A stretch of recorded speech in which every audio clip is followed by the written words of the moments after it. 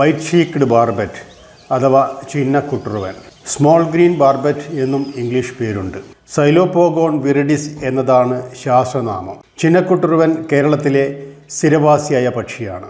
പശ്ചിമഘട്ടത്തിൽ തെക്കേ ഗുജറാത്ത് മുതൽ മഹാരാഷ്ട്ര, ഗോവ, കർണാടക, കേരളം എന്നിവിടങ്ങളിലും പൂർവ്വഘട്ടത്തിലെ നീലഗിരി, പളനി മലകളിലും ചിന്നക്കുട്ടുറുവിനെ കാണാവുന്നതാണ്. നിത്യഹരിത വനങ്ങളിലും ആർദ്ര ഇലപൊഴിയും കാടുകളിലും കാവുകളിലും വൃക്ഷനിബിഡമായ നാട്ടിൻപുറങ്ങളിലും തോട്ടങ്ങളിലും പാർക്കുകളിലുമൊക്കെ പക്ഷിയെ കാണാം. മിക്കവാറും സമയങ്ങളിൽ വൃക്ഷത്തലപ്പുകളിലെ ഇലകൾക്കുള്ളിൽ ഒളിച്ചു കഴിയുന്ന പക്ഷിയെ കണ്ടുപിടിക്കുന്നത് അത്ര എളുപ്പമല്ല.